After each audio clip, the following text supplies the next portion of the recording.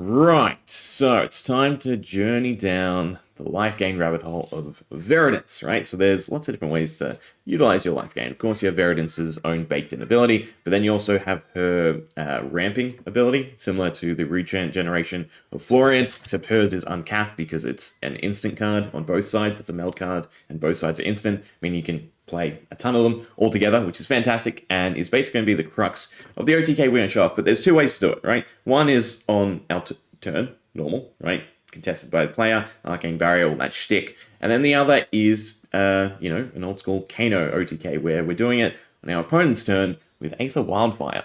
Now, the problem with it is there's one little requirement that I'm a little unsure about, and that is Scour. So Scour is cost X, and then destroy X target aura tokens and or auras with cost 0 controlled by target hero, right? Target hero, not opposing player, not opposing hero, not any hero, right? But target hero. That's the exact wording we need to look into. Because if we can use this to target ourselves, what that means is we can pop our sigils of temporal manipulation, which would then allow us to banish 3 cards from the top of our deck, because we have 3 sigils, and play them as though they were instant this turn, meaning we can take Storm Striders and use it with Scour to then get 3 cards we can play at instant speed on our opponent's turn. And you can probably see where I'm going with that, right? But the question is that the ruling for Scour? Now, I don't know. I've done my best to dig around. For instance, in Everfest, where Scour came out, there is no mention of targeting.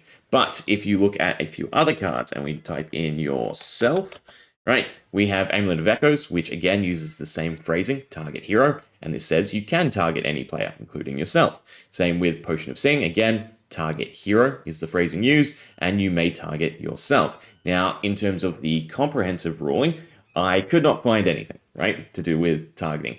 But the closest thing is then Shiyana, right? And as Shiyana came out in Crucible of War, her phrasing again is she becomes a copy of target hero, not any target hero, not opposing opponent, not opponent, target hero. Again, phrasing all lines up. So in my eyes, this means that Scour should be able to target yourself, right? Similar to Shiyana, similar to Echoes, similar to Potion of Seeing. So with that in mind, we've crafted this. Now, the problem is, on Talishar, it doesn't work. So if we were to say Amulet of Ignition, let it resolve, and that makes our Storm Striders free, right? We could then play Scour, because it's now instant speed, but unfortunately, we cannot pay 3, we can't use the Heart of Ferendale, and we can't start the chain going, right? So we will turn on manual mode, and we'll just look through things, right? Perfect, came straight back on. So if we draw through the entire deck, I can go over what the plan is, right? Again, using Veridance, and we can go over a few niche things, right? But then we'll probably swap over to Kano and play it out. Again, just cheat in the resources so I can show it off properly. But again, so Scour would hit the Sigil of Temporal Manipulation. That would hit 3 cards. In this case, that would be Aether Wildfire, and Sonic Boom. Now, a few things worth mentioning. You've got Aether Bindings of the Third Age, which as a sigil leaves the arena, right, you gain amp. Now, while that's a nice effect, it would not work with Scour, right? What would happen with Scour is Scour would be amped, and then because Scour has that second clause where it deals arcane damage to that hero, that being us, because we're the target hero, we would take 6 instead of 3, right? Which, if you want to take 6, sure. But either way, you can't use Aether Bindings in this sort of setup using the sigils. If we were to do the combo on our turn, you definitely could, right? And that'd be 3 extra amp, which would matter as we're ramping with Wildfire.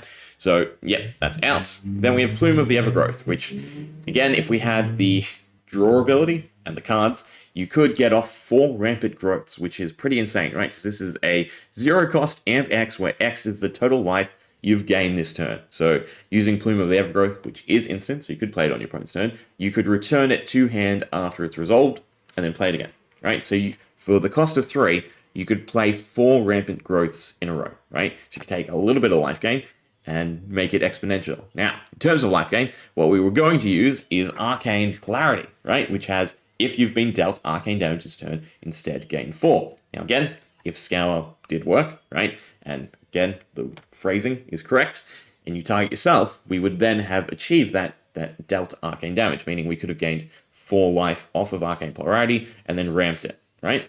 Now, obviously, Count Your Blessings is also feasible. I'm not using Count Your Blessings because of the cost requirement. It doesn't quite fit, right? So the energy potions go into the Aether Wildfire and Sonic Boom. Sonic Boom then extends the chain so that we can actually get over our opponent's Arcane Barrier. Now, another thing worth mentioning is this is easily contested, right? Because you rely on the Sigil of Temporal Manipulation, this means as soon as you put it on board, your opponent has their whole round to actively counter it, right? If they know what you're going for, because as soon as your turn rolls around, then the Sigil's gonna go off anyway, right? So with that in mind, I'm gonna swap over to Kano just so I can show it off properly. And then I do also have one other setup. So yeah, let's just pretend right now that Kano is Veridance, right? So again, we'd be able to Amulet of Ignition, let it resolve, and then use Storm Striders. And then that would allow us to play Scour, which of course isn't functional in the manner in which we want to use it. So this is where we'd, pretend to be Kano. So we'll just use Kano, go Heart of Ferendale for the first one, and then I'll just give myself 6 resources so that I can play the other 2 cards that we would have gone through the Sigil of Temporal Manipulation. We'll do that, and then just Kano twice more. And there we go. We've recreated the effect, basically. So Aether Wildfire, and then another Aether Wildfire, and a Sonic Boom. So from here, what we can do is then play the Kindles, right? So again, we could use the Ink-Line Cloak, which we will need at a later point. Again, instance. You'd have to use it before Scour. I forgot about that, right? Because you'd need the sigils to still be on board. So we just pretend we got the 1 resource from that. But we'd be able to triple Kindle, right? Have to play them all, so our hand is empty. And then the first one gets our Sigil of Solace. I swapped out the Arcane Polarity because there is no way for us to ping ourselves, right? Oh well, it's 1 less life, so that will add up, but Another Kindle gets us our first Rampant Growth, right? So we get to use both, gain life, and then amp. So that with the Kindle is also good, gain life, and then amp for another 5, and another Kindle into another Rampant Growth, right? Both again. And we have 3 amp from the Kindle, and we have 12 amp from the Rampant Growth. So this is when we would go into our Energy Potions and our Aether Wildfire. So we'll pop all 3. And again, if you've timed it correctly and your opponent is unsuspecting, you'd play it at the end, right before they draw, so that you'd have maximum effect and least resistance. But we can Aether Wildfire, and Aether Wildfire, let them resolve. So the first one gets amped, right? So we did 18, the second one does 22. And then we can Sonic Boom. And that'll hit. That'll allow us to banish another Sonic Boom and also do 43. Next Sonic Boom will also do 43 because Wildfire keeps its buff going, right? So the chain of Sonic Booms really helps since they discount one another. Then we have Open the Floodgates, which will just allow us to squeeze a little bit more damage into it, right? So then we can go Snapback. Now, we can't play 2 cards because we wouldn't have the resources. We only have 1 floating. Otherwise, you could, try and squeeze 2 Snapbacks into it. But I've just taken Phantom Splicing since it has the instant effect to discard an amp on. It's a slight increase. And then Snapback. For how much damage have we done? Let's see. And again, this is when the Temporal goes into play, and apparently doesn't like it when it hits something wrong. Interesting. But concede, and the amount of damage we did was 256. Yeah, it's not a bad Veridance OTK, right? Again, it is, I think, really well balanced, right? Because again, as soon as you throw out the Temporal, God, I already forgot. Sigil of Temporal Manipulation, there we go, too long, right? Your opponent has that red flag right in their face to know, well, don't do anything, just save all your cards, shut down the first Aether Wildfire, and then you're in the clear. But we'll go over the other way to do it, right? Which I think is LSS's intended way.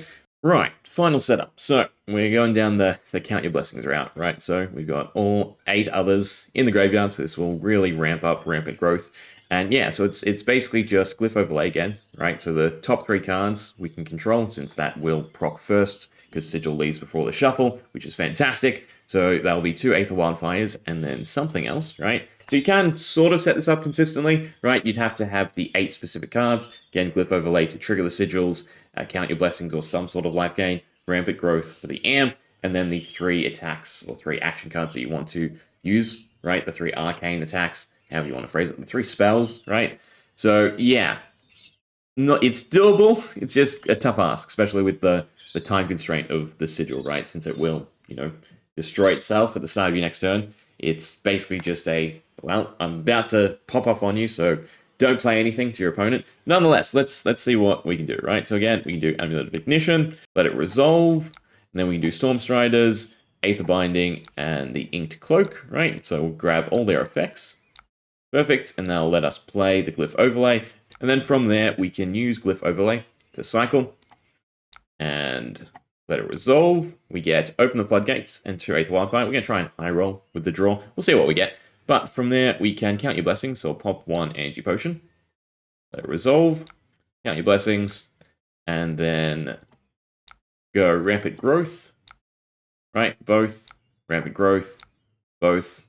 And then another Rampant Growth. Now, the way we're going to utilize Open the Floodgate, right, since we only have 2 Energy Potions, is we're going to play 1 Aether Wildfire, then Open the Floodgate, and then the other Aether Wildfire, with the hope being that the Open the Floodgate gets us 1 extra attack, or something to utilize the Aether Wildfire buff, which should work out to more damage than just doing Aether Wildfire, and then a 0-cost wizard action card, right, that just does, say, 3 damage plus whatever Aether Wildfire, right? It will amount to a little bit extra damage. Not a huge amount, but still nonetheless, right? Definitely make sure we Aether Wildfire first. So, first one. And then we do have the Talismanic Lens. So we're at 46 for a buff, which is good. So we can Talismanic Lens. And that will allow us to try and look for 2 cards that we can play. Perfect. Snapback is definitely doable. So we'll keep them both. And then from there, we can do the Energy Potion, play Resolve, play Open the Floodgates, which will do its sizable damage. We'll get Snapback. And now we can do Aether Wildfire, pitch the blue, and then play the Snapback, right? For a little bit extra damage. Not too bad. It was at 249 damage off of 11 cards lined up in a row. Again, 46 was the first Aether Wildfire, which I think is actually pretty negatable, right? With a full hand, Arcane Barrier, and Spell Void. Yeah, well, you might end up getting through, right? What would it be? Because it's all on 1 attack, they only get 1 instance of the Arcane Barrier, right? So call it 8 plus damage prevention. You know what? It actually might be a feasible OTK. Anyway, that'll do it for Veridance. So yeah, that's everything you can do on your opponent's turn, right? We'll dive into life gain and then also what you can do with Rampant Growth on your turn next time around. Hope you enjoyed. See ya.